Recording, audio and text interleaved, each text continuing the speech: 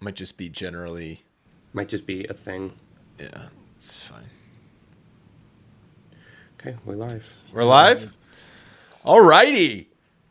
I dubbed it, Scott. Today, what's up, everyone? Welcome to the Bronx Pinstripes show. This morning on Twitter, when I opened the app for the first time in a couple days, I said, today's the day that Yankees management gaslights the Yankees fan base. Pretty much. Joy to the world, the end of season press conference. But this year it was more nothing than ever. I think because it's basically been the same song and dance every time they've been eliminated for the past 5 years. I think it's funny because at this point, because it literally is the same situation, I feel like they're trying to avoid the same rhetoric so that we're not just like, oh, the headlines are the exact same thing we're saying. But in fact, they just distance themselves from even the same rhetoric and actually said more of nothing than they ever have. I mean, a lot more of nothing. There was literally I'm scrounging for nuggets that came out of that had any value at all. One or two. Well, so actually, let's start with IKF and shortstop, because last year, after the 2021 season ended, the biggest takeaway from that press conference was Brian Cashman was very adamant in saying that shortstop needs to be addressed, if you remember. Yes. And I think a year later, the same is true. Shortstop needs to be addressed, but they didn't necessarily say it in those terms. But I think the biggest head scratcher or takeaway from this was the discussion around IKF. And apparently, I think Sweeney Murdy asked the question to Aaron Boone that said he was asking him about the report that IKF went to the Yankees asking for help on his defense and even asked to be moved to third base. Okay. And the Yankees basically said, no, you're fine. Here are some metrics that say that we think you're fine. You're staying at shortstop. And Boone was kind of weird about it, kind of like tried to move on from the question as if it wasn't true or whatever, but he still acknowledged, like, yes, it was true. Very odd situation with IKF. Not only how it ended this season in the playoffs, getting benched and then starting again multiple times, but now this whole thing about, oh, he was asking, like, if a player comes to you and says, I want to be moved positions, I'm sorry, that guy doesn't have confidence in his position. He can't possibly go out there and play well after that. Yeah, I mean, if that's in fact how it went down, and there was the reflection of IKF himself saying that, hey, I'm not at a level where I need to be, and I don't think I can get there, because that's essentially what you're saying if you're telling them that you need to change positions, right? It's like asking for help, which is the first step of getting better, right? In anything, asking for help. Okay, cool. You're acknowledging that you need to improve. But then if there's also the follow-up, and I don't know if there was a lot of distance between these two conversations or if they happened back-to-back, which would be very weird, to say that, yeah, I should be moved to third base, understanding and knowing full well that there is a third baseman that also came over in the same trade and is committed to for another year. So that's where they kind of lose me on how that conversation happened and what the context of that conversation is. Because unfortunately, with the question and answer format that we have at the end of the season, there's a lot of context missing when it comes into like nuanced conversations like this, right? Like at what point did he ask this? What did something spur it on? Was Donaldson really struggling at that moment? Was he injured at that point?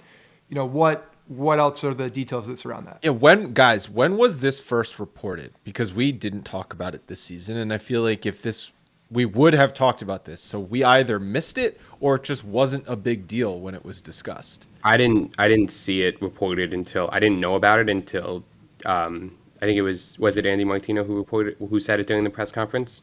Sweeney is the one who I thought asked the question. Yeah, I didn't know it until he asked Boone. And I was like, wait, he said that? It was reported mid-season.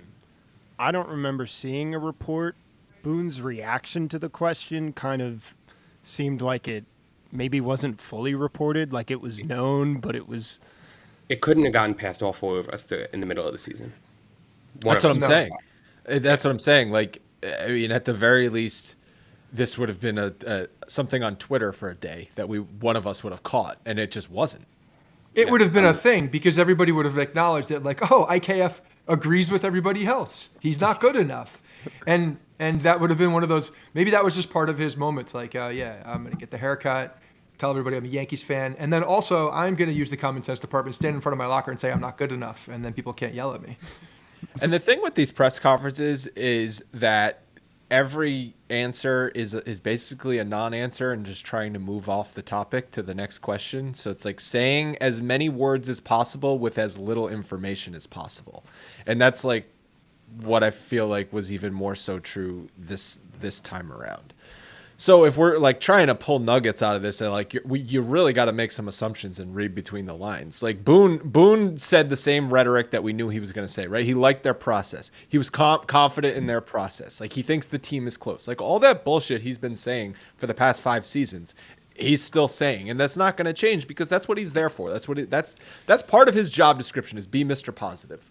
One of the things that they were asking, because they asked Cashman also about the process, and you know, not only was Aaron Boone asked about his process and his coaching staff and such, but then Cashman about Boone's process and the confidence they have with him.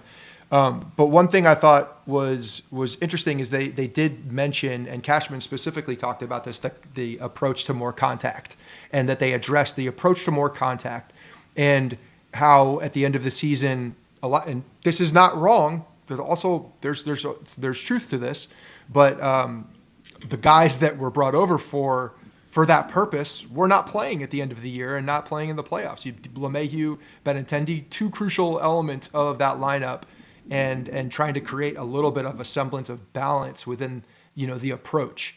So they were definitely he acknowledged that going into more contact was something that they had gone after, and then unfortunately it didn't work out because the guys weren't available at the end of the year. Even talking about Rizzo as well. But Boone had not Boone.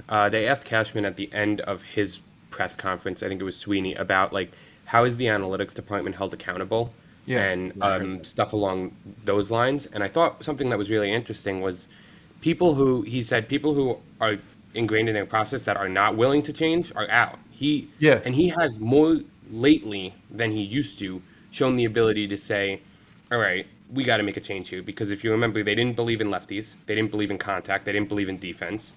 They had 10 slow donkeys, as Luke Voigt put it, in the lineup.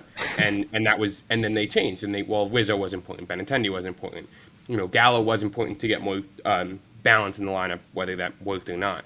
So I thought that was interesting because I thought it was a good question. Yeah. He talked. Yeah, go ahead, Scott. I was going to say one quick thing on that one. It was framed out in the way that the question was exactly what you just said, Logan, about the analytics department.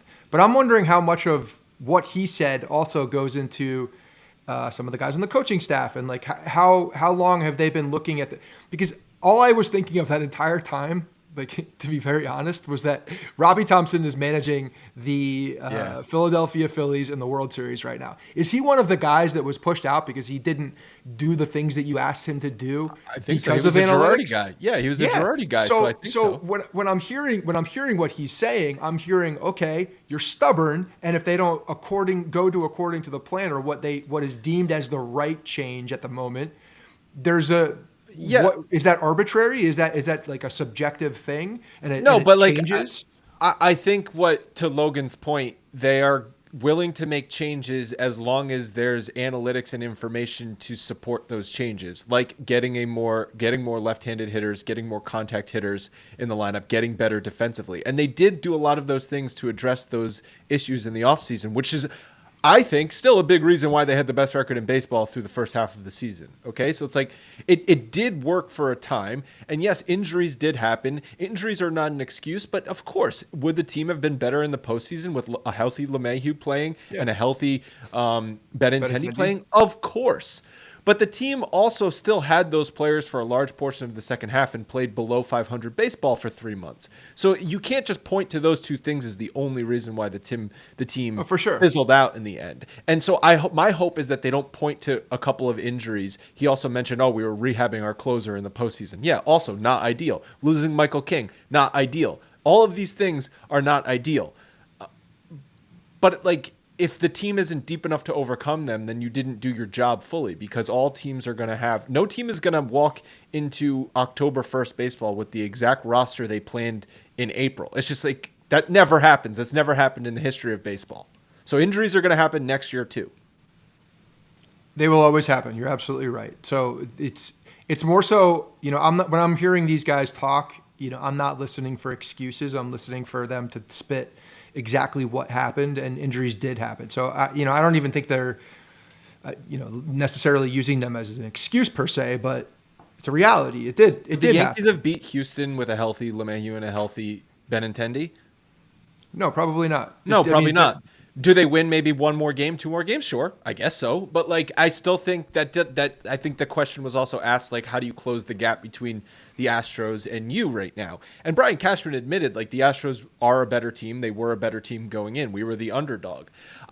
I still think there's a gap to be closed even on the Yankees' best day and the Astros' best day. Can I also scratch an itch real quick? That's something that bugged me. Why did Brian Cashman pretend he doesn't know what the 3 true outcomes are? What the fuck was that about? What purpose is that serving? Oh, you want to send a subtle FU to the guy who asked the question? Okay, fine. But you're gonna pretend, Brian Cashman, after you've built a department of nerds, you've got an army of nerds at Yankee Stadium, you don't know what the 3 true outcomes are? Talk about gaslighting the fan base. That came about because of analytics. Yeah, literally came about because of the new style and the new approach.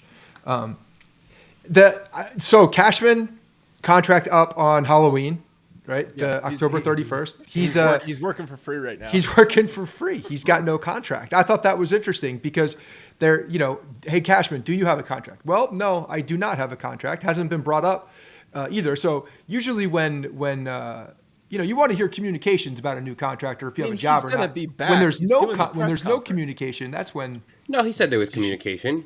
He said not since October 31st about that. No, they haven't talked about it. That's since. 5 years he ago. He expressed interest. Hal expressed interest, and we looked before earlier found that his last contract, the last time his contract was up, which was after the 2017 season, he didn't sign that contract until December 20 something.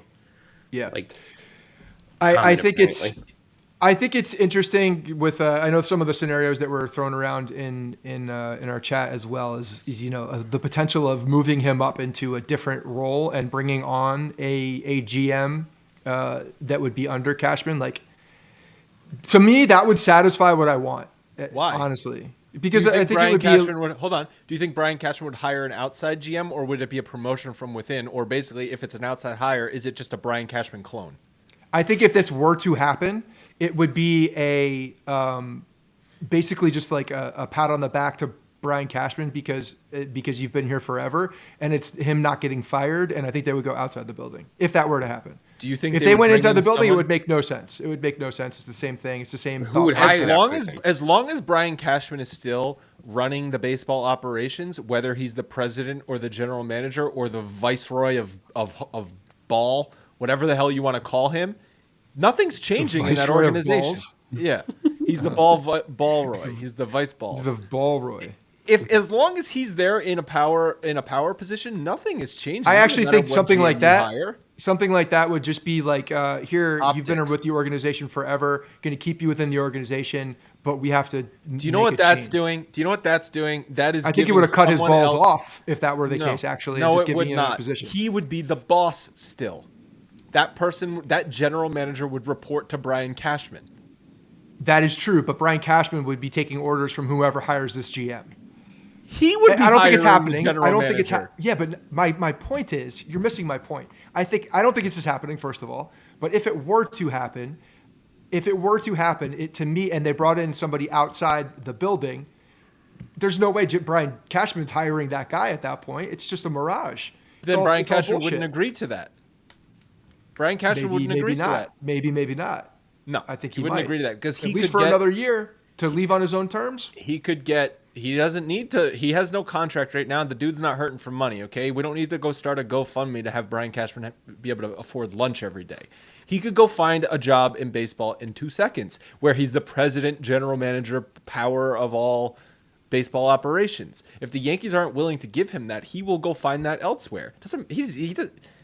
Yeah, I'm sure he has loyalty to the Yankees and the Steinbrenners, but ultimately, if they try and cut his power away, he's not going to be down for that. So if he moves up into a higher position, he's then making the decision on who's coming in for general manager. All that does is give fans another person to yell at. Yeah, I don't see them. If that were to happen, though, the scenario of getting somebody from inside the organization wouldn't make any sense. So I don't understand why that would happen. The only reason that would happen, in my opinion, is that they would be going to someone outside the building. Otherwise, what are we doing? Yeah, what are we doing? They talked about Donaldson and basically saying that he's not old. That he got the better level of defense than expected. So and that he's still there. The player is still there. Brian Cashman said that obviously the offensive production was not there this season, but he's confident, or he said there's no reason to think it can't come back because he was not dealing with an injury. And to me, those things don't make sense. It's like if he was dealing with an injury, you can point to that reason why the production wasn't there, and you can assume if he's healthy next year, the production will be back. Okay, so you're saying he was 100% healthy, but he just was not good. So then why wasn't he good? Oh, maybe because he's old. Because he's old. Maybe those fast twitch muscles that you need for hitting that are different for defense aren't the same. Maybe they're not. Maybe he's not able to swing that bat around. Maybe there's a lot of different mobility, a lot of different mechanics and things that you have to do physically on the offensive side with a bat than what you do defensively. So he's only going to be another year older. Yeah, he's another year older, another year slower next year. So I think there's a lot of reason to think that his offensive production is not coming back and not getting better next year. Could he have a better offensive next year? Sure. I'm not saying it's impossible, but you can't assume he's going to have a better offensive production next year. That's insane. No, father time is dictating what's happening here. 100%. So the Yankees definitely performed suboptimally. I think we learned that from getting swept in the postseason and also the end of season press conference. Maybe it's because they didn't have the right multivitamins every day. Scott, you still on the Athletic Greens train? You've been drinking it every morning? Every morning I go. You know what I did? I changed it up a little bit, and I like my difference. And it's really a small, very small difference. I went from 12 ounces of water to 9 ounces of water, and in fact, I think it tastes even better. So I think I was diluting it a little too much, actually. Interesting. I like to add water because sometimes it can get, the bottom can get little chunks and stuff. I like to add maybe 4 more ounces at the end, shake it up again, and get it down that way. But it honestly, lots of shaking, like a shake weight. Just getting that thing that's going. Right. And the shake weight. Not only are you getting all your multivitamins, but you're also getting a nice little forearm workout. Yeah. AG1 is a daily supplement that you drink first thing in the morning. It is packed with multivitamins, minerals, and nutrients that all work together to make you feel like your healthiest self. Some of the many benefits of Athletic Greens are that it supports mental clarity and alertness. This is why they recommend you drink it first thing in the morning before you have any food or any coffee or anything like that. Get all those, allow the body to absorb all of the nutrients. It promotes gut health with pre and probiotics. It can give you better sleep quality and recovery. I actually cited this as a reason why I didn't feel like absolute crap during those late night playoff runs when I still had to wake up early with the kid every morning. Had the Athletic Greens every single morning as well to sort of bring me back to life. It boosts your energy as well. Athletic Greens has over 7,000 5-star reviews and is trusted by athletes and health experts around the world. It tastes good too, as we just said. You can mix it with just water and it's enjoyable. Each serving costs less than $3, which is less than you're going to be spending on your average cup of coffee or an energy drink or anything like that. So go to athleticgreens.com/pinstripes and you get a free 1-year supply of immune supporting vitamin D and 5 free travel packs of AG1. When you go to athleticgreens.com/pinstripes. Thank you so much to AG1 for supporting the show. And I hope all of you out there will give it a shot because it's a really great product. What other things? Oh, I guess the judge stuff in free agency. So Cashman was he pulled the non-comment. I plead the fifth a lot. What was the line that Mark McGwire used when he was testifying in front of Congress about steroids? I'm not here to talk about the past. I'm not here to talk about the past. Yeah, and then I'm not here to talk about the the whole past. misremembered situation. Yeah. So Cashman was a lot of non-comment about Judge, but obviously acknowledged that he bet on himself and that bet worked out. I think it's interesting that he brought up Steinbrenner a bunch and the fact that the decision ultimately lies with the owner in this, which Logan made the point before we started recording, basically is positioning himself for where if Judge is not re-signed, the blame is not on Brian Cashman. It is on Steinbrenner for not offering the most money. Which is kind of fair. Yeah, but that's very obvious, right? That's like exactly what it is on the surface. Extremely transparent. Yeah, the general manager makes decisions on personnel and who they should go after, whereas the people controlling the purse strings, the owner, is saying, okay, we can spend X dollars on X player, the ones you recommend. So I would say that that's the case on every single free agent that ever existed, with Hal and Cashman's relationship. So I don't think that's anything new. I think it's exactly accurate. Like if they are able to, if they're willing to go to the dollars that are going to take to get this Judge deal done, then they will have him because everybody knows they want him. Brian Cashman wants him, but at the end of the day, that's where he stops. Ultimately, Brian Cashman's tasked with building the best baseball team within the budget that Hal Steinbrenner gives him.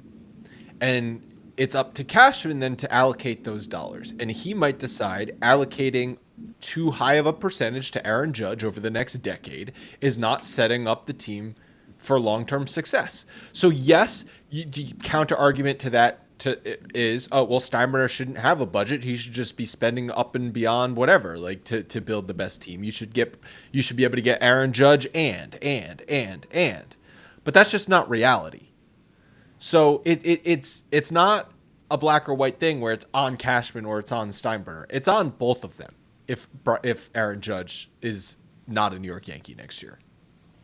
But they're not also the quote budget that he has to work within. Like to me, that is outside of Aaron Judge. You got to get the Aaron Judge deal done. That's not going to be within your allotted amount to go fix things and move things. But it's all factored in. It's a separate thing.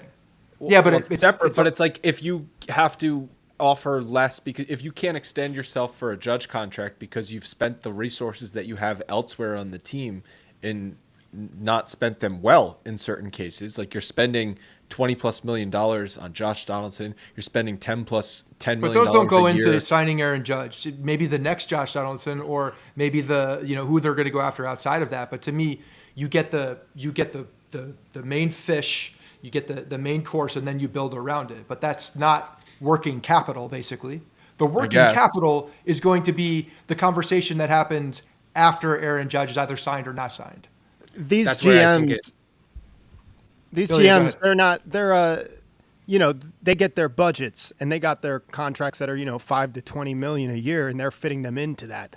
This Aaron Judge, if he doesn't fit into that, the GM is not just saying, "Oh well, we tried." You go to they're going to their owner. It's a separate thing outside of the budget. Granted, it has to fit into the budget, and that's why an owner may say no, but. As far as the conversation, GM, it's not on him. The conversation here starts and ends with Aaron Judge, because if there is no Aaron Judge, then you have to completely rethink that conversation. If there is an Aaron Judge, well, you have an idea of what it's going to take to get him. Then you can identify what extra dollars are going to be available within the capacity of what is going to be spent. But at the end of the day, like it starts and ends with Aaron Judge. Absolutely, there's no bones about it. I still think that whatever team offers the most money is where Aaron Judge is going to sign. But part of me cannot forget how it was handled on opening day this year. And what Brian Cashman said sitting there in front of the media, basically airing out the exact contract that they offered him, and Judge declined it, and so like how that all went down, if Judge ends up signing somewhere else, part of me is going to think, well, that's a factor here. Judge was rubbed the wrong way there. Cashman was asked about that today. And he said, because they, Sweeney again, because, he asks the best questions, about that. He also knows things that people don't know, which is great. Yeah, clearly. If that created some extra tension with Judge and Judge's agent. And he said, well, no, he said, when we were negotiating the final 2 weeks of the offseason, 3 weeks of the offseason, and all the different offers were going back and forth, I made that clear that it was going to be that I was going to publicize it just simply for the fact that it would be out there anyway. And then he looked at Sweeney and said, do you think it would be there? Do you think it would be out? And he said, yeah, I think it would be out, but it's just so unlike you. And he said, I understand. He said, but it just didn't make sense for me to just hide it. I told them that I was going to publicize the final offer, accept it or not. So It wasn't caught off guard. He said, I never got a call from the judge's agent saying, why would you do that? It was totally what they knew I was going to do. Could they be sour about it behind the scenes? I guess so, but... Well, you could also look at the timing of it. To me, so if you communicated that this was going to happen and we were going to make it public because someone's going to find out it's going to get leaked anyway, so we want to control the narrative a bit. To me, it was more about when it happened also. I mean, like, yeah, the negotiations went all the way up to the last second, and then opening day, we're talking about this. Like, what? Why? An hour before first pitch. Yeah, the timing of it was more so the biggest question mark. Not even so much that it was him talking about it, because I agree, it's gonna get out there one way or another. Like that number and the dollar amount and the years are going to get published in some capacity. So get in front of it. Like I get that, and if that was communicated between the parties, then I got no problem with it. More so the timing. The timing was fucking weird. The timing was weird, and we all started. We're all like fired up for opening day, and then all of a sudden Cashman's coming out here and be like, "Well, we tried our best. This is what we did. Just so you guys know, it wasn't us. We did this." It felt like that. It felt like a scapegoat press conference. Yes, that was the vibe. And that's what the problem was to me. Let's not also forget that the real opening day was rained out. So it was like a day that wasn't supposed to be the deadline. The deadline was 24 hours earlier than they actually were talking about it. Yeah, the whole thing went down was weird. I still think they offer the most money judges in New York Yankee. It's forgotten about. He was pretty stern in the fact that they're going to be picking up Luis Severino's option. Yeah. And he acknowledged that Rizzo does have an opt-out, but he kind of talked as if he's going to be back. So I don't know if Cashman has got indication from Rizzo that he's not opting out, or that even if he does opt out, they're going to make it a priority to re-sign him. It's just like Cashman seemed very confident that Rizzo is going to be back. I think that is Rizzo is one of these pieces that's we can't over or underthink, because he and Judge clearly have a very good relationship. If one of the two of them is not on this team next year, and you know that they're talking behind the scenes, I think that there's a direct tie between the two of those guys too. Like if Rizzo, if maybe he's gonna wait to see if Judge is staying or not, and I could see him, maybe not wanting to be here. Maybe he wants to opt out at that point if Judge isn't here. But I think he's gonna. It's a big domino, man. No pun intended. Rizzo had a good enough season to opt out and get more than a 1 year, whatever it is. What's his option for? Like 1 year, $16 million, right? Yep. Like Something he can like get that. more than that on the free agent market. Just more years. He's getting up there in age, is what it comes down to. He could also opt out and then they renegotiate for a longer term contract. Like that could be an opportunity as well. And again, I think a lot of that is tied to 1 year. So think about it. When is he going to have more value? This offseason or next offseason on the free agent market? Now. This offseason. Right. So you opt out. They might do what they did with Chapman, where Chapman said, I'm going to opt out unless you re-sign me for another year or two. Right. And they could just say, all right, no problem. I mean, Did that work out? No, but I mean, I still get why the Yankees did that in that spot. It was the logical thing to do. Yeah, you've been here, but we'll give you 1 more year. Did I see that Chapman got a DUI? I think that was a joke. I think that was a fake. Jim Bowden of The Athletic reports that Rizzo's planning to opt out. Yeah. Duh. Yeah. Cool. I mean, again, like that doesn't mean he's leaving though.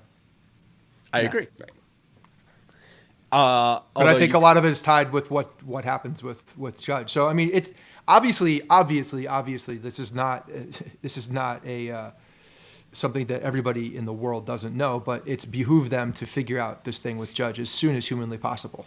Because if this thing keeps going and going and going, it's gonna be fucking ugly, man. It's gonna be ugly. It's gonna be ugly in the media. It's going to be ugly as far as timing, especially if we start seeing people start signing before it isn't solidified. That would have been options if he were not, coming back. So them figuring this out and identifying what is $1 more than anybody else is asking, so that they can hit that is so very important. But gotta. Judge has made it a point that he's going to hit the free agent market. So he's going to be wined and dined by multiple teams. So even if the Yankees are aggressive, he's still going to go to the Giants. He's still going to go to the Dodgers. He's still going to go to the Red Sox. That all takes time. So this is going into December, whether we like it or not. We got to hope that it goes the way of the Garrett Cole negotiations, where Cole was wined and dined by everybody. I mean, he might have had his heart set on the Yankees or not, but if you read the reports on it, the Yankees essentially negotiated against themselves. I mean, they were over $30-40 million in total value, more than the Angels, who were the next bidder, but they were bidding against themselves because they weren't going to be outbid. So you almost got to hope that they're just going to treat it like this, like we need to get this done now. We don't care what it takes, and it is what it is. Garrett Cole was similar age, and he wasn't even their guy. It's actually a similar situation when you actually think about it. I know one's a pitcher, one's a hitter. Except for the fact that they already offered the man a contract the beginning of the year, situation. And there was a line in the sand. Right. Yeah, I get it. It makes it unique in that sense because they've already identified what the value is over the X amount of time. And now, I mean, at the end of the day, really, does 1 year change your outlook on what Aaron? No. I mean, like his numbers were tremendous, but we all knew he was a great player. He had an unbelievable year and outdid what we all expected. But it's not like I don't think change what we think of him as a player. He's still the very, very good guy that we thought he was and worth the contract that he's going to get. So I don't know how much actually changes. Historically, especially under Brian Cashman, the Yankees have treated their own homegrown free agents differently than they treat outside free agents. They're willing to bid against themselves for outside free agents, but have not been the same for inside free agents. They're certainly more critical, and it almost seems like they try and remain like in the leverage position over their own homegrown free agents and have them sign for maybe slightly less than what the market value would dictate. What makes you say that? They would be very stupid if they tried to do that this time. They did that with Jeter. They did that with Jeter when he signed his 10-year contract. They did that with Robinson Cano. They have not done that with other free agents. Well, they'll offer Jacoby Ellsbury $150 million, and you're sitting there like, what was the next highest bid for Jacoby Ellsbury? Was it even $80 million? What was the situation with A-Rod when he opted out in 2007? He negotiated directly with Steinbrenner. And he just said, I want to be here, and Steinbrenner said, I want you, and that was how that went? Basically, what do you want? Here's a blank check. He's not a homegrown Yankee, though.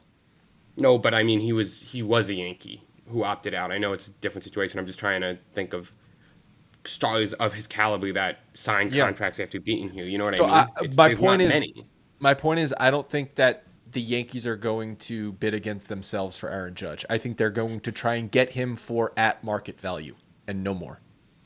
They already tried to do that. They're going to have to bid against themselves because that's what that is the. They're not going to. Situation. They're not going to. They're not going to offer him. They are because they're already bidding against themselves because they already put a cost out there. They already put a dollar amount out there. So yes, they are. In fact, but now that throw that dollar amount out. That dollar amount is nothing. I know it goes away. It absolutely goes away. When other people start offering them contracts, then they're bidding against other people. But they've already established what their determination of what a long term. It's not, again, like this year was great, but does it really change what a team wants from this guy for 8 to 10 years? No, it shouldn't change what you think of him as a player. It's what we thought. So yeah, he went out and did it. But so then you're saying they're not going to offer him any more than what they offered him on opening day? That's asinine. You're right. It is asinine, but they're then bidding against themselves because they've already established what they believe is the fair market value.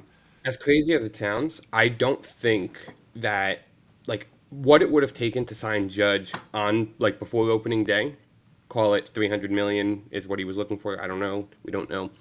I don't think it's actually that different from what he's going to expect now. The probability that he gets it is just higher. That's the only difference. We know what it's going to be. It's going to be who's the highest paid right fielder right now? Mookie Betts. It's going to be Mookie Betts contract plus.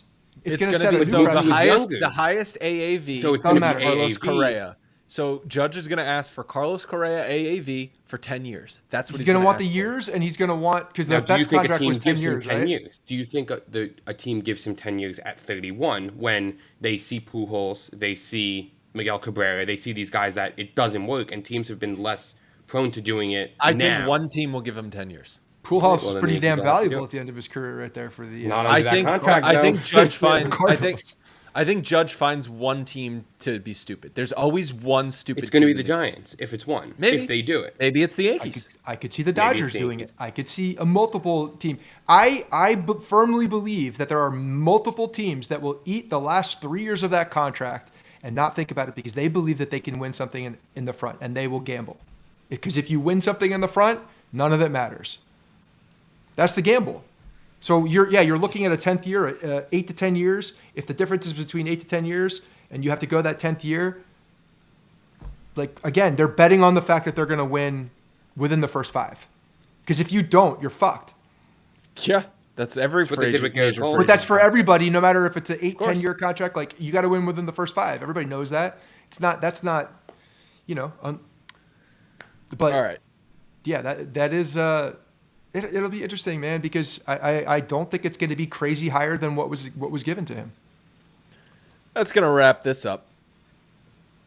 Great end of season press conference. Really enjoyed it. It's just so much fun to listen to. Really long. If you guys, so long for so little information. Yeah. If you guys have not already listened to the Bernie Williams interview, please give that a listen. It came out on Monday. It was a super crazy, surreal experience to be talking to Bernie Williams.